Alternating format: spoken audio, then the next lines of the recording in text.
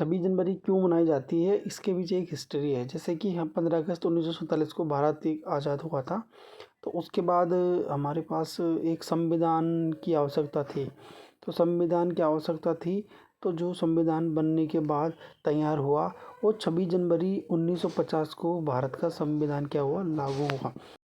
15 अगस्त के बाद इस संविधान को बनने में 2 वर्ष 11 माह 18 दिन का समय लगा, जब ये बनकर पूरा हुआ।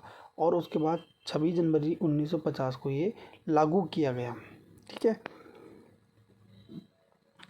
26 जनवरी 1949 को इसको गवर्नमेंट ने अपनाया था। ये तय किया गया था कि एक संविधान की आवश्यकता है, जो संविधान कानून, एक ऐसा कानून व्यवस्था चाहिए था, एक ऐसी शासन प्रणाली चाहिए थी कि जिसके द्वारा संपूर्ण भारत में एक कठोर कानून व्यवस्था लागू की जाए।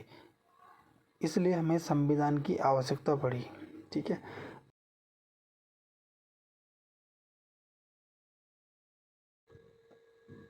संविधान किसे कहते हैं? अभी तक हमने पढ़ा था कि 26 जनवरी किसे कहते हैं, अब संविधान किसे कहते हैं इस पर चर्चा करते हैं।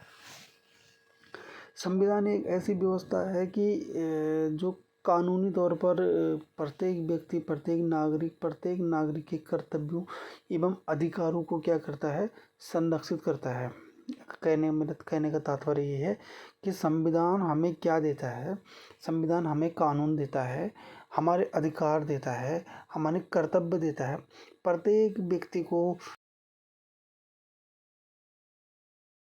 कहता है कि हम उसका क्या करें, सम्मान करें।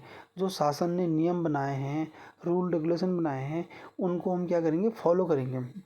जैसे ये लिखा है मैंने कि नियमों और सिद्धांतों एक ऐसी समूह है जो किसी देश के शासन की रूपरेखा तय करता है। मतलब ये जो रूपरेखा हमारे देश में कैसा शासन होना चाहिए, कैसी कानून व्यवस्था होनी चाहिए, ये सब कौन तय करेगा, संविधान तय करेगा।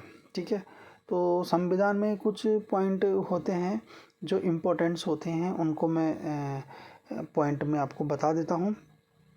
सबसे पहला जो पॉइंट है वो मानव के नियमों को क्या करता है, फॉलो करता है। नियमों को मानो या अधिकारों को मानो, सेम ही पॉइंट है, बट नियम अलग होते हैं और अधिकार अलग होते हैं। और जो नेक्स्ट पॉइंट है वो कर्तव्य को, कि मानव के कौन कौन से कर्तव्य होने चाहिए और कानूनी व्यवस्था कैसी होनी चाहिए, ये सब कौन करता है, संविधान के अकॉर्डिंग ही सारा कार्य होता है। ठीक है।